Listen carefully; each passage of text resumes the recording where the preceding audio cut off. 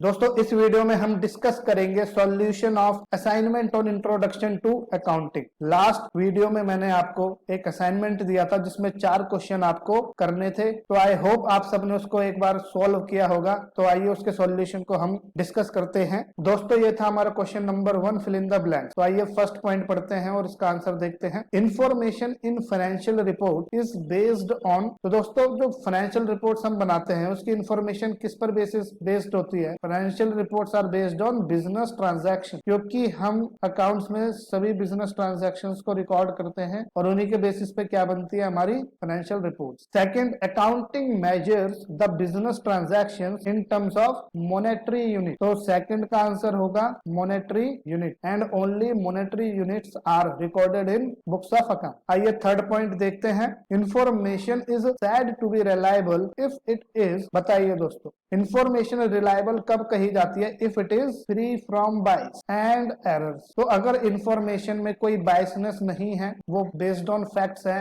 And verifiable है, तो उसे क्या बोला जाता है? Reliable information. Fourth, the internet has assisted in decreasing the dash in issuing financial reports to users. देखिए दोस्तों, इंटरनेट की मदद से क्या हुआ है, जो टाइम गैप है वो रिड्यूस हो गया है in issuing financial reports to users. तो आज के टाइम में इंटरनेट की मदद से यूजर्स के पास फाइनेंशियल रिपोर्ट्स काफी जल्दी इशू हो जाती है। इसके बाद अगला, internal users are dash of the business entity. बताइए दोस्तों, बिजनेस के इंटरनल यूजर्स कौन कौन है? तो हमने आपके साथ डिस्कस किया हुआ है ये ऑलरेडी कि owner and management of the business entity are internal users. इसके बाद अगला, identified and measured economic events should be recorded in chronological order. Accounts में जितनी भी आपकी इकोनॉमिक ट्रांजैक्शंस एंड इवेंट्स हैं उन्हें हम क्रोनोलॉजिकल ऑर्डर में रिकॉर्ड करते हैं। क्रोनोलॉजिकल ऑर्डर का मतलब है डेट वाइज, जो ट्रांजैक्शन जिस डेट पर होती है उसी डेट पे उसे रिकॉर्ड किया जाता है। तो डेट वाइज सारे रिकॉर्ड्स मेंटेन होते हैं अकाउंट्स में। इसके बाद अगला, a dash would most likely use an entity's financial report to determine whether or not the business entity is eligible for a loan. तो दोस्तों, लोन के लिए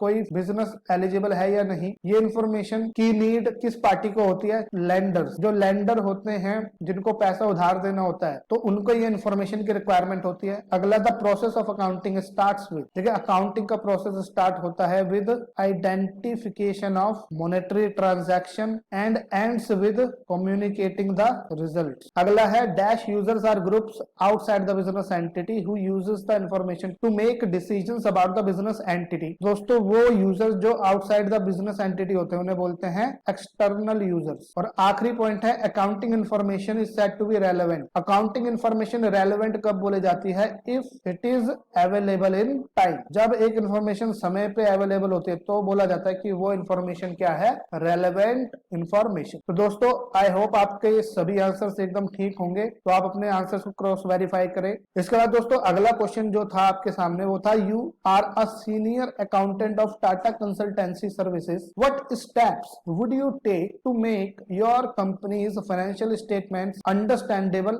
and decision useful। मतलब दोस्तों देखिए, यहाँ पे ये आपसे इनडायरेक्टली क्वेश्चन पूछा गया है किसके बारे में? Qualitative characteristic of accounting information. तो दोस्तों, इस क्वेश्चन में आपको अकाउंटिंग इंफॉर्मेशन के वो जो हमने 4 क्वालिटेटिव कैरेक्टरिस्टिक्स अपने लेक्चर 2 में इंट्रोडक्शन टू अकाउंटिंग के डिस्कस किया था, उन्हीं 4 कैरेक्टरिस्टिक्स को आपको यहाँ पे इस क्वेश्चन में लिखना था कि एक तो रिलायबिलिटी होनी चाहिए, दूसरा हमने क्या पढ़ा था? रेलेवेंस होना चाहिए इंफॉर्मेशन में, समय पर अवेलेबल होनी चाहिए, उसके बाद अंडरस्टैंडेबिलिटी होनी चाहिए, एंड लास्ट कंपेरेबिलिटी। तो आपको इस क्वेश्चन में इन चारों टर्म को एक्सप्लेन करके आना था। तो आई होप आपने क्वेश्चन समझा होगा, इन चारों पॉइंट को एक्सप्लेन कर दिया होगा। इसके बाद दोस्तों अगला क्वेश्चन था, which stakeholder group would be most interested in the following information. तो नीचे कुछ इंफॉर्मेशन दी हुई है और हमें बताना कि उस इंफॉर्मेशन में कौन सी इंटरेस्टेड पार्टीज होंगी जिनको ये इंफॉर्मेशन में इंटरेस्ट होगा। जैसे पहला है GST and other tax liabilities. तो ये इंफॉर्मेशन में कौन सी पार्टीज इंटरेस्टेड होंगी? ऑब्वियसली टैक्स अथॉरिटीज को ये इंफॉर्मेशन चाहिए होगी एंड गवर्नमेंट। सेकंड है प्रॉफिटेबिलिटी एंड शेयर परफॉर्मेंस। देखिए,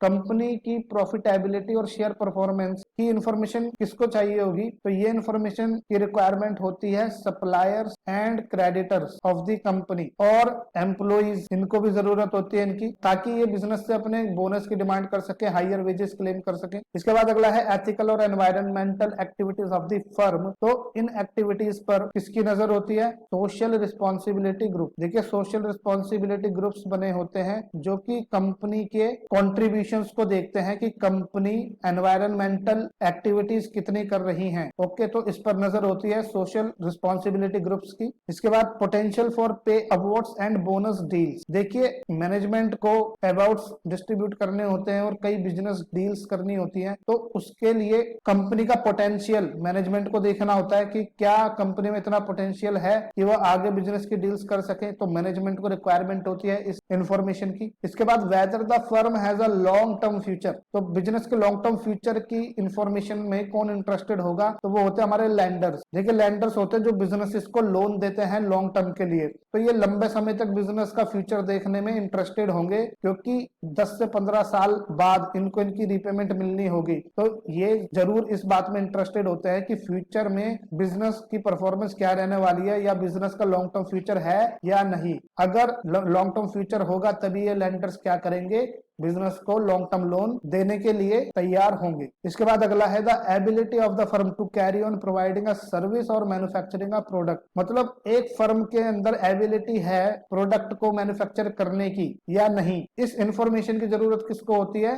कस्टमर्स को। तो कस्टमर्स जो कंपनी का प्रोडक्ट खरीद रहे हैं और अगर उन कस्टमर्स को इस कंपनी का प्रोडक्ट अच्छा लग रहा है तो वो ये जरूर जानना चाहेगा कस्टमर की क्या कंपनी इस प्रोडक्ट को मैन्युफैक्चर लंबे समय तक कर पाएगी या नहीं, क्या एबिलिटी है उसमें ये प्रोडक्ट बनाने की या नहीं। तो कस्टमर्स को इनकी जरूरत होती है इस इंफॉर्मेशन की। तो दोस्तों यहाँ से आप अपने आंसर चेक करें। अगला क्वेश्चन है question number 4, select the correct answer. आइए पढ़ते हैं। इसमें है which qualitative characteristics of accounting information is reflected when accounting information is clearly presented. कहता जब एक अकाउंटिंग इंफॉर्मेशन को क्लियरली इजी लैंग्वेज में, एकदम क्लियर लैंग्वेज में प्रेजेंट किया जाता है तो उस इंफॉर्मेशन के अंदर कौन सी क्वालिटेटिव कैरेक्टरिस्टिक्स होती है? ए कंपैरेबिलिटी, बी अंडरस्टैंडेबिलिटी, सी रिलायबिलिटी या डी रेलेवेंस। तो दोस्तों इसका आंसर होगा बी अंडरस्टैंडेबिलिटी, क्योंकि जब एक इंफॉर्मेशन क्लियरली प्रेजेंट होगी तो ये बात ऑब्वियस है कि उसकी अंडरस्टैंडेबिलिटी ज्यादा होगी यूजर्स के लिए, तो यूजर्स को वो इंफॉर्मेशन इजीली समझ आ जाएगी। Second, which of the following is not a business transaction.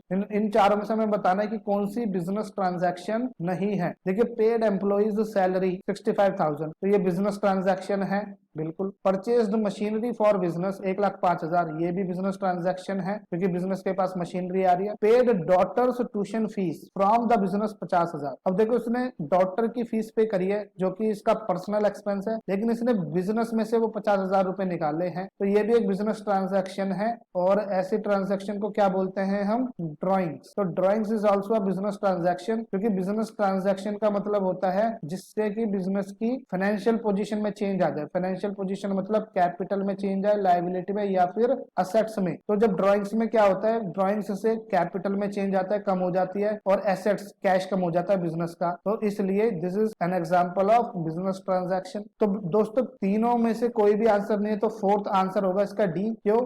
क्योंकि यहाँ पर इसने अपने सन की ट्यूशन फी पे की है और वो भी अपने खुद के पर्सनल बैंक अकाउंट से 10,000 रुपए। तो यहाँ पर बिजनेस का कोई भी लेना देना नहीं है। इसका पर्सनल सेविंग बैंक अकाउंट था, उसमें से इसने 10,000 रुपए निकाल के अपना पर्सनल एक्सपेंस किया है। तो D is the correct answer. अगला question, use of common unit of measurement and common format of reporting promote relevance, reliability, comparability, understandability. तो दोस्तों इसका आंसर है सी कंपेरेबिलिटी। इसके बाद है which is the last step of accounting information. तो दोस्तों इसका आंसर है A communication of information to the interested party. तो दोस्तों आई होप कि आपके आंसर अधिकतर ठीक होंगे। आपके कितने आंसर ठीक हुए, आपके आउट ऑफ 15 कितने मार्क्स आए, आप कमेंट में लिखकर जरूर बताएं। थैंक यू एवरीवन, मिलते हैं नेक्स्ट वीडियो में।